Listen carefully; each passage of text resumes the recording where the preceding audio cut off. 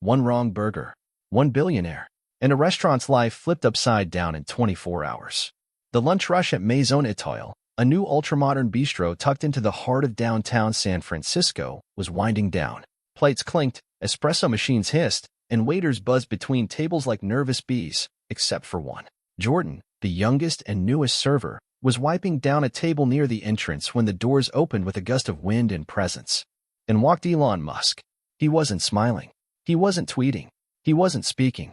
Just marching in, sunglasses on indoors, scanning the room like he expected someone to be waiting with applause. There wasn't. Jordan didn't recognize him at first. The guy looked like someone with somewhere very important to be, wearing a dark turtleneck, heavy coat, and carrying the energy of a CEO on day 3 of zero sleep. He plopped into a window seat, snapped his fingers. Jordan hesitated, then approached. "Good afternoon. Welcome to it. I need a table that doesn't face the sun," Musk snapped without looking up. "What kind of restaurant puts a billionaire next to a UV death beam?" I can close the blinds for you, sir," Jordan stammered. Elon waved dismissively. "Forget it. I'll survive." "Barely." He looked at Jordan for the first time, eyebrows drawn together like a storm cloud. "Water. Sparkling. No lemon. If it tastes like tap, I'll know." Jordan rushed off. In the kitchen, the head waiter raised an eyebrow. "What's going on?" "I think that's Elon Musk," Jordan whispered. "No way. Elon Musk doesn't walk into places. He owns places." Back at the table, Musk was already irritated. His fingers tapped relentlessly against the edge of the menu, ignoring it entirely. He flagged Jordan down again before the poor guy could return with the drink. "Why does your menu have so many words? Is this a bistro or a novella? Where's the steak? Where's the real food?" Jordan tried to explain the chef's seasonal tasting concept. Musk rolled his eyes. "I don't want a symphony of textures. I want lunch." "Make that happen. Burger. Medium rare. Fries. Salted. And don't try any house ketchup garbage. Heinz. Period." Jordan scribbled it all down, face flushed. The other diners had started whispering. "Is that really him? Why is he yelling about ketchup? He owns Mars or something, right?" In the kitchen, the order was relayed, but the chef, already stressed, sent back a plate with a slight char. The fries, well, they were unsalted by mistake. When Jordan set the plate down, Musk stared at it like someone had just served him a boot. "What is this?" "Your burger, sir," Jordan said, trying to keep his voice even. "This is medium well." "I said medium rare. Are you trying to kill me?" "I'm really sorry. I can take it back." "You don't take it back. You take responsibility. Who's the manager here?" Jordan gulped. The floor manager, an older woman named Fran, stepped forward. But Musk didn't wait for her to speak. "I could buy this entire block and turn it into a parking lot," he growled. "You think I won't? One bad Yelp review from me and this place becomes a candle shop." Fran opened her mouth to speak, but Musk waved her off. "I'm not done." The restaurant had changed. The usual hum of midday chatter was gone. A quiet tension hung over the tables as Elon Musk sat at the center of the storm, arms folded, eyes fixed on the cold burger in front of him like it had insulted his intelligence. Jordan stood nearby, frozen between retreat and damage control. Fran, the manager, tried to defuse the situation with practiced grace, but Elon wasn't listening. He wasn't there to be placated. He was there to dominate. He pushed the plate forward with slow, deliberate contempt. The plate scraped the table loudly, and the sound seemed to echo through the bistro like a warning shot. "Take this back," he muttered, not even looking at Jordan. Then louder, "You serve a billionaire a fast food mistake and expect a tip?" Jordan took the plate, his hands trembling slightly, but before he could turn away, Elon added, almost as an afterthought, "You've already ruined my day. Let's see how far you go." The kitchen was no sanctuary. The chef was already irritated, now steaming with anxiety. They remade the dish. This time, with the proper sear, salted fries, the correct ketchup. Jordan checked everything twice before daring to bring it out. When the plate landed back on the table, Elon didn't speak. He picked up the burger, took one slow bite, then set it down carefully. He stared out the window, unmoving. Jordan thought the worst had passed. He took a cautious step back. Then Elon stood. He didn't shout this time. Instead, he moved like someone deeply insulted, almost offended on a philosophical level. His chair screeched against the tile as he turned toward the center of the room. Without warning, he addressed the other diners. "This," he said, motioning to his table, "is the standard of service your overpriced dining experiences have become. Mediocrity in a $30 bun." Nobody responded. A woman across the room looked down at her risotto. A man in a suit checked his phone, pretending not to hear. But Elon wasn't done. You wonder why I automate everything. This is why. Humans disappoint. Then he turned back to Fran. I'm leaving. But not quietly. The air seemed to contract around him. He pulled out his phone, opened the camera, and began filming. A sweeping shot of the restaurant, ending on Jordan, who instinctively turned away. Fran stepped forward, voice calm but firm now. Sir, I'm going to have to ask you to stop recording. Elon ignored her. The phone's still up, he narrated. This is Maison Etoile. Remember the name. They can't handle a burger. He walked to the exit, still recording. As he passed through the front doors, he paused one last time and muttered just loud enough for the staff to hear. Enjoy the traffic you'll get from this. You'll wish it never came.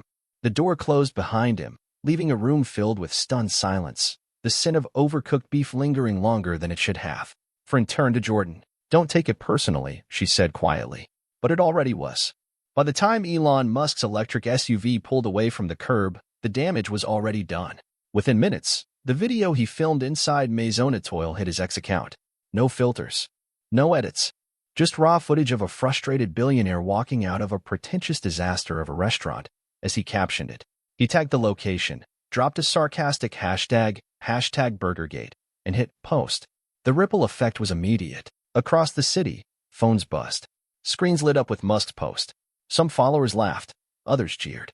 A few chefs chimed in with sympathy, but most comments were from loyal fans rallying to Musk's side without knowing a single detail. They shared the video, commented with fire emojis, and slammed the restaurant's Yelp page with one-star reviews before even seeing a menu. Inside Maison Etoile, the fallout came faster than the staff could process it. First came the phone calls, then the emails, then the notifications, hundreds of them. Jordan refreshed his phone behind the bar and watched in horror as the restaurant's Google rating dropped from 4.7 to 3.1 within an hour. The most recent reviews weren't real. One called the place a rat-infested biotech front. Another accused the chef of deep-state mind control via steak tartare. It didn't matter. The mob had arrived. The kitchen was in chaos. Tables set half-cleared, dishes piled up, and the chef was pacing with clenched fists, muttering about lawyers. Fran tried to keep everyone focused, but her voice cracked once. Just once. That was all it took.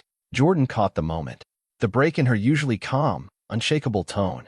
She wasn't just managing a restaurant anymore. She was trying to keep something alive that was already being torn apart in real time. He felt sick, not because of the burger, not even because of Elon, but because everything was unraveling, and it all started with him, bringing the wrong plate to the wrong person. Then it got worse. A local influencer, someone with a drone, a large following, and no shame, showed up outside the restaurant. He stood across the street, filming, narrating in that fake news anchor tone people used online. I'm standing outside Maison Etoile, where Elon Musk was verbally assaulted by a side of unsalted fries. Fran locked the doors. They couldn't stop it. The story had already become something else. Bigger, wilder, unhinged. It wasn't about food anymore. It was about a rich man who felt disrespected, and 1,000 people with nothing better to do than take sides. But if you think the worst had already happened, you're wrong. This is where the Real avalanche begins. Jordan sat in the back stairwell, head in his hands. He didn't want this. He didn't sign up for war with the internet. All he did was serve a burger. And now he was watching the place that gave him a shot turn into a viral battleground. But it wasn't over. Not even close. Because Elon wasn't done posting. The next morning, Maison Etoile didn't open. Its doors stayed locked, lights off, chairs still stacked on tables from the night before. But the sidewalk outside told a different story. Tripods, camera crews, bloggers with ring lights, and half a dozen live streamers pacing in front of the entrance, each trying to out-hype the others. Some of them hadn't even watched Elon Musk's video. They didn't need to. The narrative had already taken shape in the echo chamber of outrage and fandom. Inside the restaurant, Fran stared at the flickering Wi-Fi router like it held the fate of the building. The staff huddled around her, silent, waiting for instructions. Jordan stood at the edge, arms crossed, unsure whether he should even be in the room. He'd already been doxxed, his Instagram inbox flooded with death threats and laughing emojis. One person had even photoshopped his face onto a soggy burger.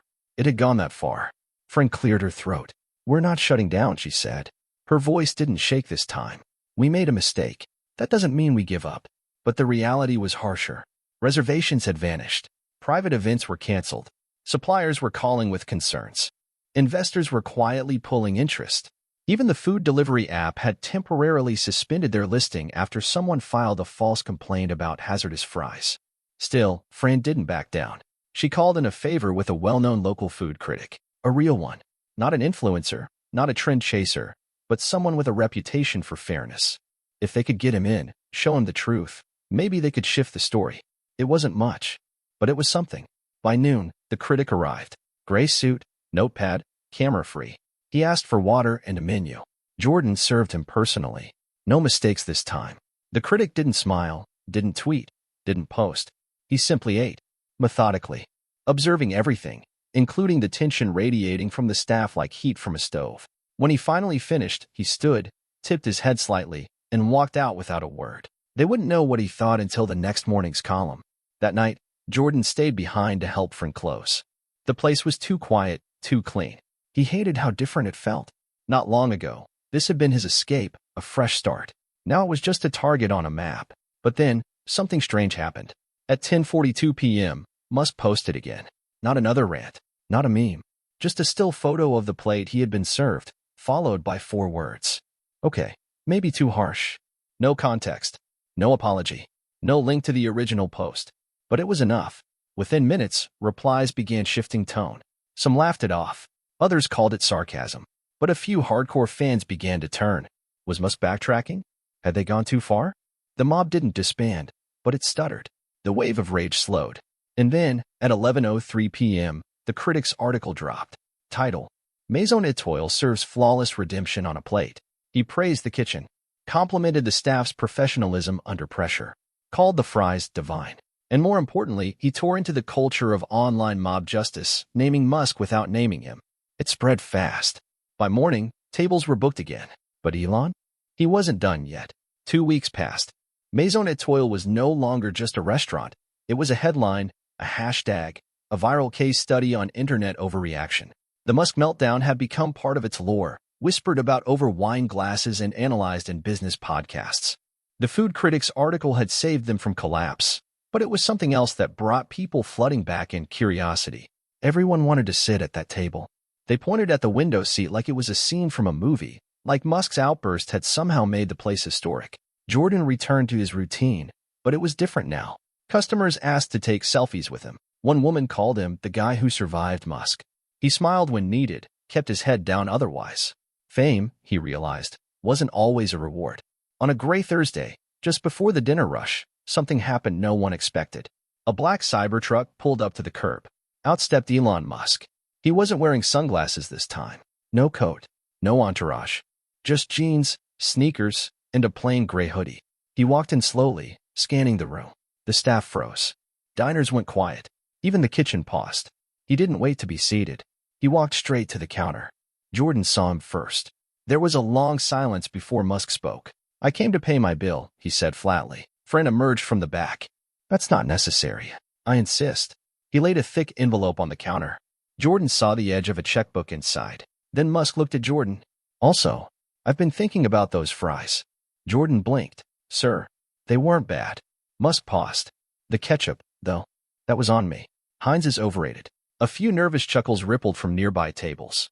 I overreacted, Musk said, almost to himself. Wasn't about the food. I'd just come from a board meeting. I'd fired someone I trusted. The burger was just the first thing I could control.